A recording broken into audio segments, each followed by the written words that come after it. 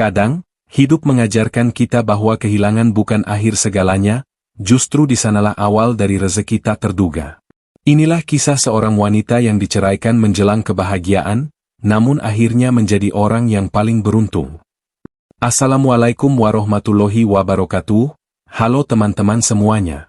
Terima kasih sudah mampir di channel ini. Semoga kalian selalu dalam lindungan Tuhan Yang Maha Esa. Jangan lupa subscribe, like dan tulis komentarmu kalau kisah ini menginspirasi kamu. Bagi kalian yang berkenan subscribe dan like, saya doakan semoga sehat selalu, panjang umur, banyak rezeki dan bahagia selalu. Amin. Mari kita mulai saja ceritanya. Sore itu, matahari belum sepenuhnya tenggelam. Langit oranye keemasan memantul di genting rumah kontrakan kecil di pinggiran kota itu. Rani Safitri baru saja menidurkan anak bungsunya, Raffi, yang demam sejak siang. Uang di tangan hanya tersisa beberapa lembar ribuan. Ia tahu malam ini tak akan ada lauk di meja, tapi ia tetap berusaha tersenyum, seolah semua baik-baik saja. Pintu rumah berderit terbuka. Dimas Arif, suaminya, pulang dengan wajah lelah. Peluh masih menempel di pelipisnya. "Ran, Mas lapar banget. Ada makan?" katanya sambil melepas tas dan menggantung jaket kerjanya di kursi. Rani menelan ludah, lalu berjalan ke dapur. Di atas meja, hanya ada sepiring nasi putih yang mulai mengeras. Tidak ada sayur, tidak ada lauk. Hanya garam dan sambal sisa semalam. "Maaf ya, Mas," ucap Rani lirih. "Tadi uangnya kepakai buat beli obat Raffi. Besok aku jualan lagi, nanti aku beli lauk." Dimas diam. Matanya menatap nasi itu lama. "Jadi cuma ini?" Suaranya mulai meninggi. Rani menunduk. "Iya, Mas. Aku udah masak nasi tadi pagi, tapi uangnya." Belum sempat ia melanjutkan, Dimas menepuk meja keras. "Astaga, Ran. 2 hari lagi aku pelantikan. Harusnya kamu bisa lebih ngatur uang. Masa buat makan aja nggak ada lauknya?" Rani tersentak. "Mas, aku udah berusaha. Aku jualan tiap pagi, aku..." Udah, aku capek dengar alasanmu." Dimas berdiri, menatap istrinya tajam. "Aku malu, Ran. 2 hari lagi aku mau dilantik jadi PPPK, tapi hidupku masih begini-begini aja. Rumah kontrakan sempit, dapur bau minyak, anak sakit, makan nggak ada lauk. Apa gunanya semua perjuangan ini kalau aku tetap di titik ini?" Rani terdiam. Kata-kata itu menampar batinnya lebih keras dari tamparan fisik manapun. Ia memegang dadanya, menahan tangis. "Mas, semua ini kita jalani bareng-bareng. Aku nggak pernah nyalahin Mas waktu dulu gagal tes CPNS, waktu kita nggak punya uang bayar kontrakan. Aku bertahan, Mas. Aku bantu jualan, aku dukung Mas terus." Namun Dimas memalingkan wajah. "Ya, tapi aku juga manusia, Ran. Aku butuh merasa berhasil. Aku butuh rasa bangga. Dan entah kenapa, aku nggak bisa nemuin itu di rumah ini lagi." Kalimat itu membuat udara di ruangan seolah membeku. Rani hanya menatapnya dengan mata basah. Di meja, sepiring nasi itu tetap di sana, menjadi saksi diam betapa kerasnya kehidupan bisa menguji cinta. Malam menjelang. Hujan mulai turun perlahan di luar jendela. Rani duduk di lantai, memeluk kedua anaknya yang sudah tidur, sementara Dimas masih di ruang tamu, menatap layar ponselnya. Rani tahu, sesuatu dalam diri suaminya telah berubah sejak pengumuman kelulusan PPPK itu keluar. Ia menjadi lebih pendiam, lebih sering keluar, dan jarang membantu di rumah. Tapi malam itu, sesuatu pecah.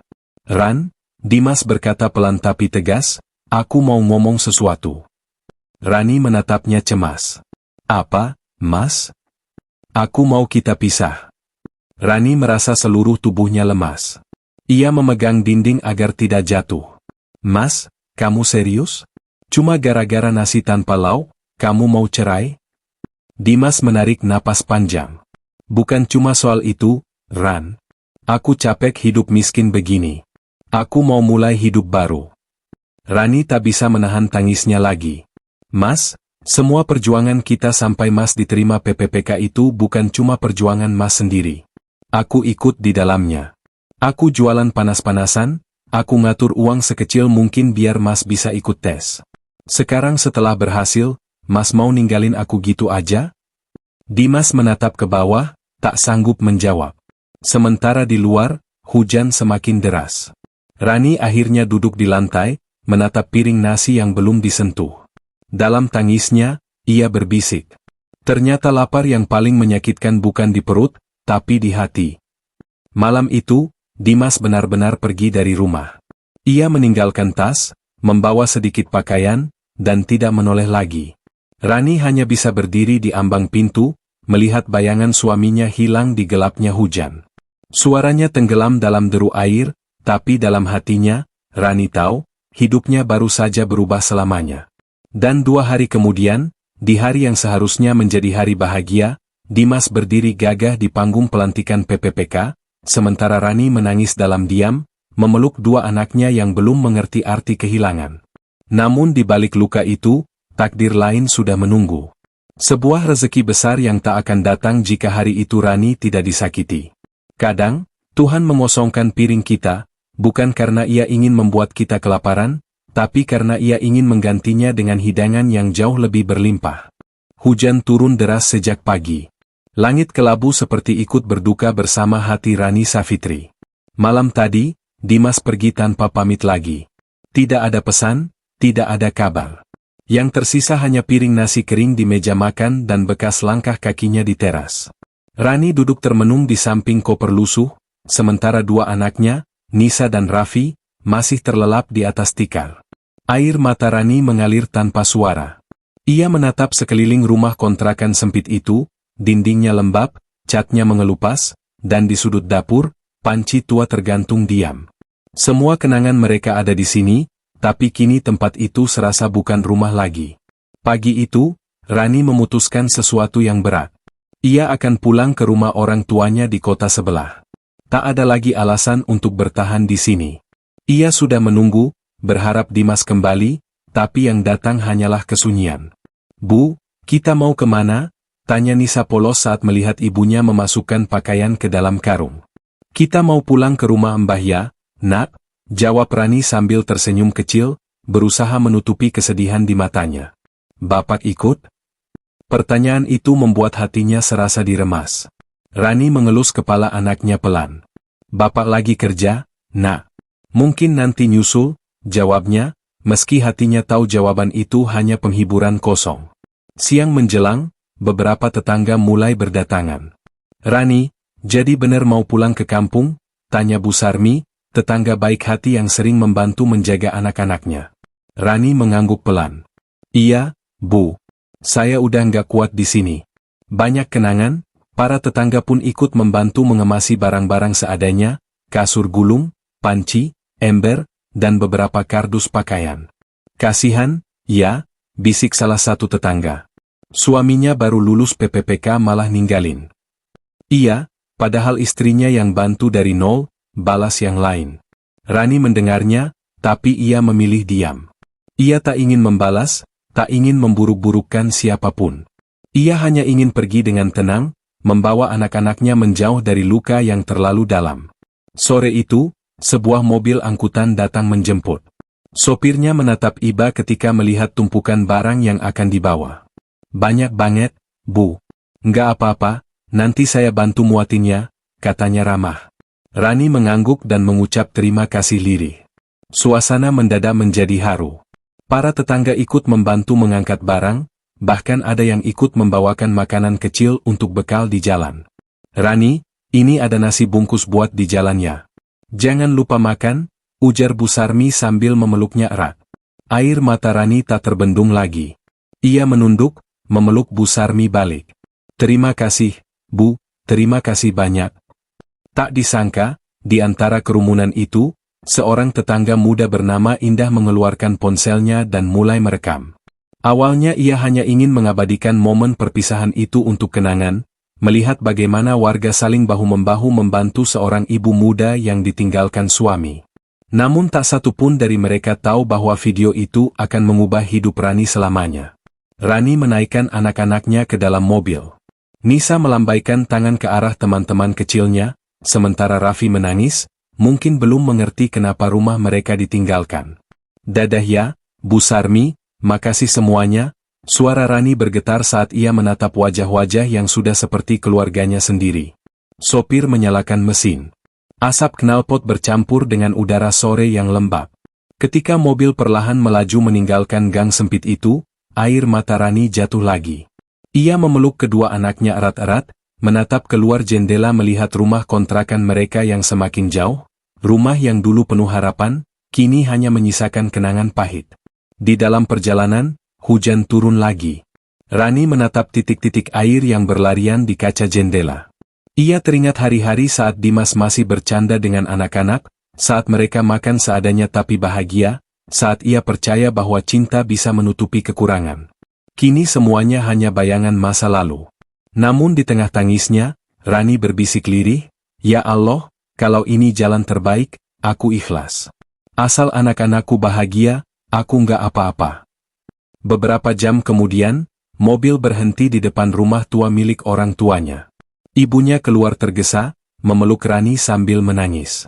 "Rani, kenapa kamu nggak bilang dari kemarin, Nak?" Rani tak mampu berkata apa-apa, hanya menangis di pelukan sang ibu. Di belakang mereka, Indah, tetangga yang tadi merekam perpisahan itu, sudah mengunggah video singkat berdurasi 1 menit ke media sosial, dengan caption. Ibu dua anak ini ditinggalkan suaminya 2 hari sebelum pelantikan PPPK. Semua warga ikut membantu kepindahannya.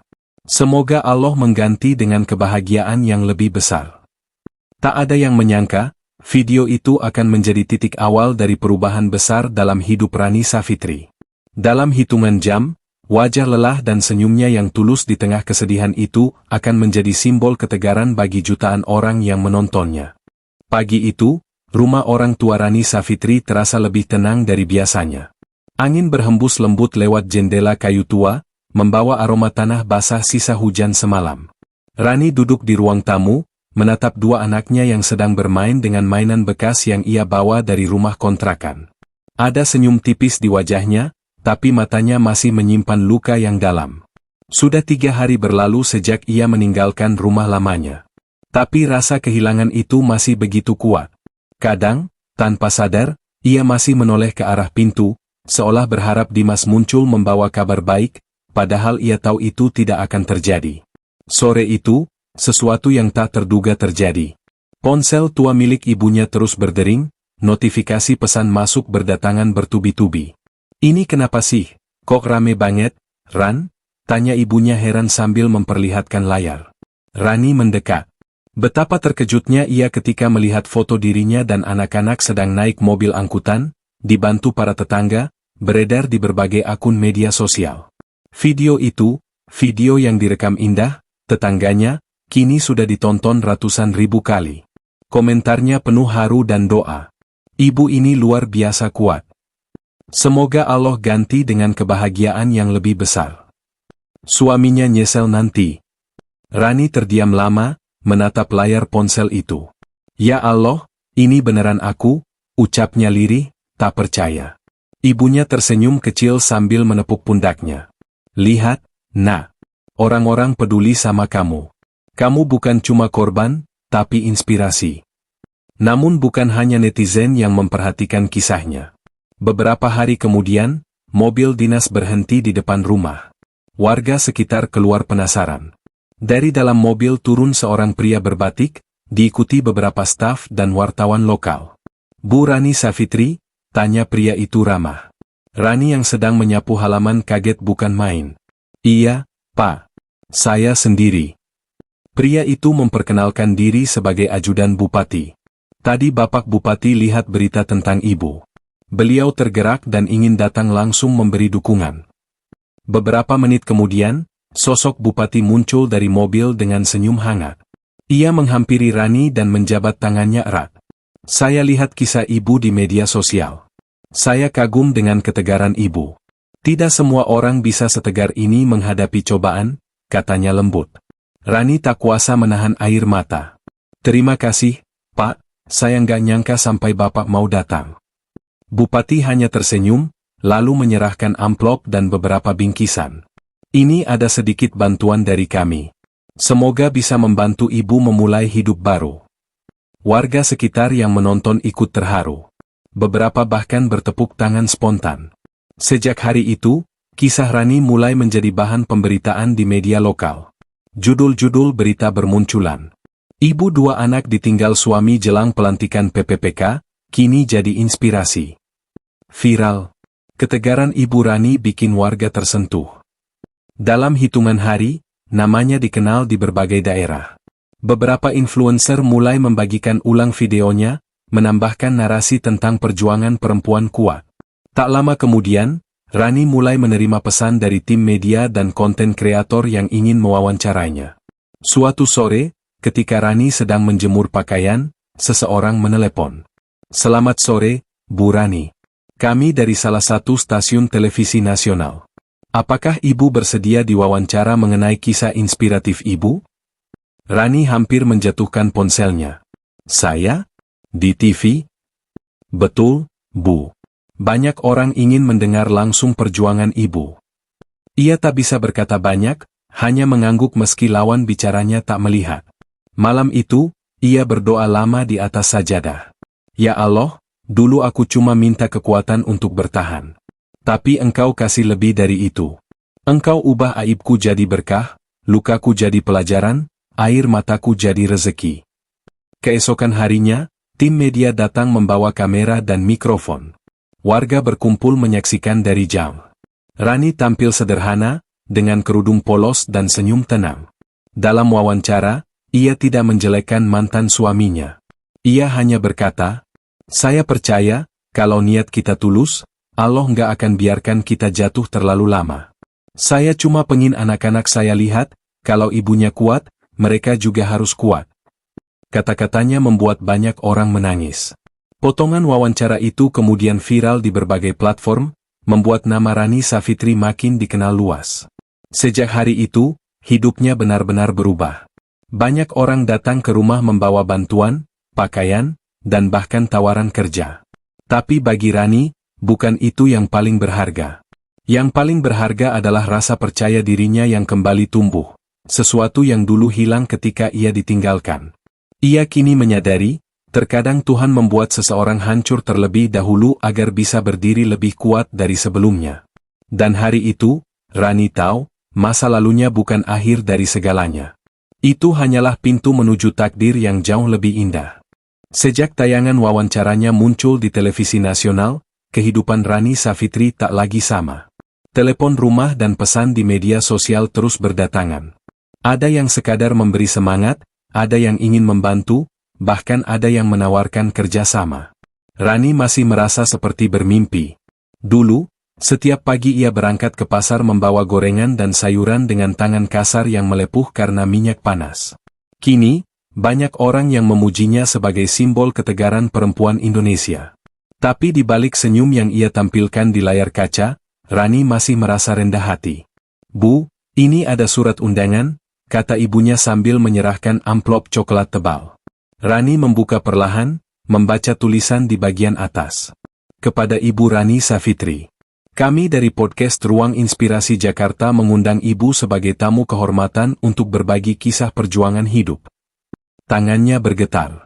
Ia menatap surat itu lama, tak percaya. "Bu, aku diundang ke Jakarta." Ibunya menatap penuh bangga. "Itu rezeki, Nak. Jangan takut. Pergi dan ceritakan kisahmu. Biar dunia tahu bagaimana seorang ibu bisa bangkit dari keterpurukan." Beberapa hari kemudian, mobil dari tim produksi datang menjemput. Semua biaya perjalanan dan akomodasi ditanggung. Rani membawa serta dua anaknya, Naya dan Raffi, karena ia tak tega meninggalkan mereka. Saat mobil melaju menuju bandara, tetangga-tetangga berdiri di pinggir jalan melambaikan tangan. "Selamat jalan, Bu Rani. Semoga sukses," teriak mereka. Rani membalas dengan senyum dan lambaian tangan, menahan haru yang menggenang di pelupuk mata. Perjalanan ke Jakarta menjadi pengalaman yang tak terlupakan. Ini kali pertama ia naik pesawat. Naya menatap jendela dengan mata berbinar. "Bu, kita terbang beneran ya? Aku lihat awan." Rani tersenyum lembut. "Iya, Nak. Allah lagi kasih kita cara baru buat melihat dunia." Sesampainya di Jakarta, Rani dijemput tim produksi dan dibawa ke hotel sederhana di kawasan Sudirman. Ia sempat kagum melihat gedung-gedung tinggi dan lampu-lampu kota yang tak pernah padam. Mungkin ini cara Tuhan menunjukkan, kalau hidup enggak berhenti di kampung, ucapnya pelan saat menatap keluar jendela malam itu. Keesokan harinya, Rani datang ke studio podcast. Di sana sudah menunggu pembawa acara terkenal, Tasha Anindya, artis sekaligus influencer yang dikenal dermawan. Begitu melihat Rani, Tasha langsung menghampiri dan memeluknya hangat. "Bu Rani, akhirnya bisa ketemu langsung. Saya udah nonton semua beritanya. Kisah ibu luar biasa sekali," ujar Tasha tulus. Rani tersipu, "Terima kasih, Mbak Tasha. Saya cuma berusaha bertahan aja. Nggak nyangka bisa sampai sejauh ini." Wawancara berlangsung dengan suasana penuh haru. Lampu-lampu studio menyorot lembut wajah Rani yang tenang. Ia bercerita tentang bagaimana dulu setiap rupiah dari hasil jualan gorengan digunakan untuk membeli beras dan baju anak-anaknya. Tentang malam-malam tanpa tidur, menangis sendirian di dapur sambil berdoa agar hidupnya berubah. Tasha beberapa kali menahan air mata. "Bu Rani, saya rasa banyak perempuan di luar sana yang akan kuat setelah mendengar cerita ibu." Rani tersenyum, "Kalau saya boleh pesan satu hal, jangan malu pernah jatuh. Malulah kalau kita berhenti berusaha." Setelah acara selesai, Tasha meminta Rani untuk menunggu sebentar. Ia masuk ke ruang belakang dan kembali membawa sebuah kunci mobil kecil yang digantungkan di gantungan emas. "Bu Rani, ini hadiah kecil dari saya pribadi. Mobil ini mungkin gak mewah, tapi saya ingin ibu bisa pakai untuk usaha atau antar anak-anak sekolah." Rani terpaku, menatap kunci itu dengan mata berkaca-kaca. "Ya Allah, Mbak Tasha, saya nggak tahu harus bilang apa." Tasha menggenggam tangan Rani erat. "Bilang aja alhamdulillah. Ibu pantas menerimanya." Tangis Rani pecah. Ia memeluk Tasha erat, merasa seperti dipeluk oleh takdir yang begitu lembut. Sore itu, ia pulang ke hotel dengan hati penuh syukur. Anak-anaknya melonjak gembira saat tahu kabar itu. "Bu, kita punya mobil sekarang?" Rani mengangguk sambil tersenyum. "Iya, Nak. Tapi ingat, ini bukan soal mobilnya. Ini soal bagaimana Allah selalu punya cara mengganti air mata dengan kebahagiaan." Beberapa hari kemudian, potongan video podcast itu diunggah ke media sosial dan kembali viral. Jumlah penontonnya menembus jutaan dalam semalam. Banyak yang terinspirasi, bahkan beberapa pengusaha mulai menghubungi Rani untuk menawarkan kerja sama usaha kecil. Rani menatap layar ponselnya malam itu. Di kolom komentar, ribuan doa mengalir untuknya. Ia menutup mata, membiarkan air matanya jatuh perlahan. "Ya Allah, dulu aku menangis karena kehilangan. Sekarang aku menangis karena kasih MU begitu luas. Terima kasih sudah mengubah derita jadi cerita, luka jadi cahaya." Dan malam itu, Rani tahu, kehidupannya baru saja dimulai kembali. Kali ini bukan sebagai istri dari siapapun, tapi sebagai perempuan yang berdiri tegak atas nama dirinya sendiri. Beberapa minggu telah berlalu sejak Rani Safitri pulang dari Jakarta. Hidupnya benar-benar berubah. Kini, setiap pagi, halaman rumah orang tuanya selalu ramai. Ada warga yang datang untuk membeli gorengan, ada pula yang hanya ingin bersalaman dan memberi semangat. Mobil hadiah dari Tasha Anindya kini terparkir di samping rumah, bukan sebagai simbol kemewahan, tapi sebagai tanda perjuangan. Dari mobil itulah Rani mulai berjualan sayur keliling dan menerima pesanan gorengan dalam jumlah besar. Anak-anaknya, Naya dan Raffi, ikut membantu dengan semangat. Mereka belajar menyiapkan kantong belanja, menghitung uang kembalian, dan menempelkan stiker bertuliskan, "Usaha Ibu Rani dari air mata jadi asa." Dalam waktu singkat, pesanan datang dari berbagai tempat. Ada yang mengenalnya lewat media sosial, ada yang sekadar penasaran ingin bertemu sosok ibu tangguh yang kisahnya viral. Beberapa tetangga ikut bekerja membantunya. "Bu Rani, alhamdulillah ya, rezekinya ngalir terus sekarang," ucap Bulina sambil menggoreng tempe. Rani tersenyum, "Iya, Bu. Semua ini karena Allah kasih jalan. Dulu saya cuma jualan buat bertahan hidup, sekarang saya jualan buat berbagi berkah." Tak lama kemudian, seorang tamu datang membawa kabar yang mengejutkan. "Assalamualaikum, Bu Rani. Saya dari Dinas Sosial Kabupaten. Kami ingin mengundang Ibu sebagai pembicara di acara, perempuan bangkit dan mandiri, minggu depan. Rani hampir tak percaya. Ia, seorang penjual gorengan yang dulu dianggap tak punya masa depan, kini diminta berbicara di depan pejabat dan masyarakat luas. Hari acara pun tiba. Aula besar dipenuhi ratusan orang. Di atas panggung, Rani berdiri dengan busana sederhana namun elegan. Wajahnya tampak tenang, tapi matanya berkaca-kaca saat melihat ke arah penonton. Dulu, katanya dengan suara bergetar, saya pikir hidup saya sudah selesai ketika suami saya pergi. Tapi ternyata, Allah hanya sedang menulis bab baru. Kadang kita harus jatuh, supaya tahu rasanya berdiri sendiri. Sorak dan tepuk tangan menggema. Banyak perempuan meneteskan air mata. Di antara kerumunan, ada seorang lelaki berdiri di pojok ruangan, Dimas. Ia datang diam-diam, tanpa undangan. Saat melihat Rani berbicara di panggung dengan percaya diri, ia menunduk. Rasa bersalah menyelimuti dadanya. Usai acara, Dimas mendekat dengan ragu. "Ran," suaranya pelan, nyaris bergetar. Rani menoleh, sempat terdiam beberapa detik sebelum menjawab, "Mas Dimas?" Dimas tersenyum kaku. "Aku cuma pengen bilang, selamat. Aku lihat kamu sekarang bahagia." Rani menatapnya dalam-dalam. "Iya, Mas. Alhamdulillah. Bahagia itu ternyata bukan soal siapa yang nemenin, tapi soal bagaimana kita berdamai sama diri sendiri." Mereka terdiam lama. Ada kenangan yang tiba-tiba kembali, tapi Rani tak ingin lagi menoleh ke masa lalu. Dimas mencoba bicara lagi, "Aku nyesel, Ran. Aku egois waktu itu." Rani menarik napas panjang, lalu menjawab lembut, "Nggak usah disesali, Mas. Kalau waktu itu Mas nggak ninggalin aku, mungkin aku nggak akan jadi sekuat ini."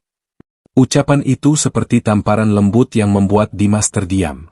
Ia tahu, perempuan di depannya bukan lagi istri yang dulu mudah ditindas. Ia kini adalah sosok yang berdiri tegak dengan martabat dan keikhlasan. "Terima kasih, Ran," ucap Dimas lirih sebelum pergi meninggalkan aula. Malam itu, Rani duduk di teras rumah sambil menatap bintang. Angin malam berhembus lembut membawa aroma gorengan yang masih tersisa di udara. Ia tersenyum kecil, mengenang perjalanan hidupnya yang penuh liku. Ya Allah, ternyata kebahagiaan itu nggak datang tiba-tiba. Ia tumbuh dari luka yang kita rawat dengan sabar. Hari-hari berikutnya, usaha Rani semakin maju. Ia memperluas bisnisnya, menamai gerainya, Rani's Corner. Banyak remaja dan ibu rumah tangga yang ikut belajar darinya. Ia mengajari cara memulai usaha kecil tanpa rasa malu, dengan tekad dan doa. Salah satu momen paling membahagiakan adalah ketika Tasha Anindya datang berkunjung ke desanya. "Bu Rani, saya senang banget lihat usaha ibu berkembang sejauh ini," kata Tasha saat memeluknya. Rani tersenyum haru, semua ini berawal dari bantuan dan kepercayaan Bak Tasha. "Tapi yang paling penting, saya belajar kalau nggak ada yang sia-sia dari sebuah kehilangan." Hari itu, Tasha mengumumkan kerjasama baru. Ia ingin membantu Rani membuka cabang usaha di beberapa daerah dengan nama program sosial, Gerobak Berkah Ibu Rani. Suasana desa mendadak meriah. Warga bersorak, anak-anak berlarian. Rani hanya bisa menangis bahagia. Ia kini bukan lagi ibu yang ditinggalkan, tapi ibu yang menginspirasi. Dari rumah kecil yang dulu penuh air mata, kini mengalir keberkahan yang menyentuh banyak hati. Dan ketika malam turun perlahan, Rani kembali berdoa di atas sajadahnya. "Ya Allah, Engkau pernah ambil sesuatu dariku, tapi Engkau ganti dengan segalanya. Aku tak lagi takut kehilangan, karena aku tahu Engkau tak pernah benar-benar pergi." Langit sore berwarna jingga lembut, menandakan akhir hari yang penuh berkah. Rani Safitri berdiri di depan rumah barunya. Rumah sederhana namun indah, hasil dari kerja keras, doa, dan keajaiban hidup yang tak pernah ia sangka. Di teras depan terpajang papan kecil bertuliskan, "Rumah Berkah Rani, dari luka menjadi cahaya." Ia menatap bangunan itu dengan mata berkaca-kaca. Dulu, ia hanya punya kontrakan sempit yang harus ditinggalkan dengan air mata. Sekarang, ia punya rumah sendiri yang dibangun dengan uang halal dan penuh keberkahan. Tak ada dinding yang dingin karena pertengkaran, tak ada lantai yang basah oleh air mata, hanya tawa, doa, dan ketenangan. Naya dan Raffi berlari ke arahnya. Bu, kamar kita bagus banget. Ada warna biru, kayak langit. Rani tertawa, mencium kening anak-anaknya. Itu warna harapan, Nak. Supaya kalian selalu ingat, kalau habis hujan pasti ada pelangi. Hari itu istimewa. Banyak warga datang membantu pindahan, termasuk beberapa tokoh desa dan tim dari Gerobak Berkah Ibu Rani. Di halaman rumah, Tasya Anindya berdiri sambil tersenyum bangga. Bu Rani, rasanya seperti baru kemarin kita pertama kali ngobrol di studio. Sekarang lihat, Ibu sudah jadi inspirasi nasional. Rani tersenyum lembut. Saya nggak nyangka, Mbak. Saya cuma ibu biasa yang berjuang supaya anak-anak saya bisa makan dan sekolah. Tapi ternyata, Allah kasih lebih dari sekadar rezeki. Allah kasih makna. Beberapa wartawan lokal datang meliput acara peresmian cabang usaha barunya. Mikrofon diarahkan ke Rani, kamera menyorot wajahnya yang berseri-seri. Bu Rani, apa pesan ibu untuk para perempuan di luar sana yang sedang menghadapi cobaan? Rani menarik napas panjang, lalu berkata dengan mantap. Jangan takut kehilangan apapun yang bukan takdirmu. Karena kalau sesuatu memang milikmu, ia akan datang dalam bentuk yang lebih baik. Saya dulu kehilangan suami, tapi saya menemukan diri saya sendiri. Kata-kata itu disambut tepuk tangan meriah. Beberapa ibu-ibu bahkan meneteskan air mata. Di antara kerumunan, ada juga Indah, tetangga yang dulu tanpa sengaja merekam video perpisahan Rani. Ia menghampiri sambil tersenyum malu. Bu, maaf ya dulu saya upload video itu tanpa izin. Tapi siapa sangka, justru dari situ hidup ibu berubah. Rani memeluk Indah erat. Nggak usah minta maaf. Mungkin itu memang cara Allah membuka jalan rezeki lewat tanganmu. Menjelang malam, acara selesai. Lampu-lampu rumah baru menyala hangat, suara anak-anak tertawa memenuhi halaman. Rani duduk di teras sambil menatap bintang. Hatinya terasa damai, untuk pertama kalinya setelah sekian lama. Dulu aku sering bertanya, kenapa aku harus diceraikan? Kenapa harus susah dulu? Tapi sekarang aku tahu jawabannya, karena Allah mau aku belajar menghargai setiap hal kecil dalam hidup. Tiba-tiba, ibunya duduk di sampingnya sambil membawa 2 gelas teh hangat. Ran, lihat sekarang. Dulu kamu pulang ke rumah ini dengan mata bengkak dan hati remuk. Tapi sekarang kamu pulang lagi dengan senyum dan kesuksesan. Rani menatap ibunya, lalu tersenyum lembut.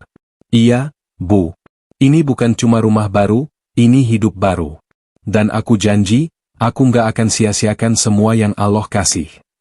Beberapa minggu kemudian, usaha Gerobak Berkah Ibu Rani semakin dikenal luas. Banyak perempuan dari berbagai kota datang belajar langsung darinya. Rani tak hanya memberi resep gorengan, tapi juga menyemangati mereka agar berani bangkit. Kalau saya bisa, kalian juga bisa, katanya setiap kali memberi motivasi. Ia menjadi sosok panutan, bukan karena kekayaan, tapi karena ketulusan. Suatu malam, Rani membuka pesan di ponselnya. Ada satu pesan dari Dimas. Ran, terima kasih. Aku lihat hidupmu sekarang dan aku bangga. Maafkan aku. Rani tersenyum, tidak dengan perasaan marah, tapi dengan ketenangan yang sempurna. Ia menjawab singkat, sudah saya maafkan. Semoga Mas juga bahagia dengan jalannya sendiri. Rani menatap ke langit, dan malam itu, bintang-bintang terasa lebih terang dari biasanya. Karena bagi Rani, kebahagiaan sejati bukan tentang siapa yang menemani, tapi tentang hati yang akhirnya pulih dan merasa cukup. Kadang, takdir menyingkirkan seseorang bukan karena ingin menyakitimu, tapi karena ingin menunjukkan siapa dirimu yang sesungguhnya. Rani Safitri telah membuktikan bahwa kehilangan bukan akhir cerita, tapi awal dari perjalanan menuju cahaya. Terima kasih sudah mengikuti kisah penuh inspirasi ini. Kalau kamu merasa cerita, rezeki nomplok setelah dicerai, ini menyentuh hati, jangan lupa like kalau kamu ikut merasakan perjuangan Rani. Komen kalau kamu pernah mengalami hal serupa dan ingin berbagi kisahmu. Subscribe supaya nggak ketinggalan kisah inspiratif lainnya yang menghangatkan hati. Karena setiap air mata, suatu hari akan berubah menjadi berkah. Sampai jumpa di video selanjutnya. Wassalamualaikum warahmatullahi wabarakatuh.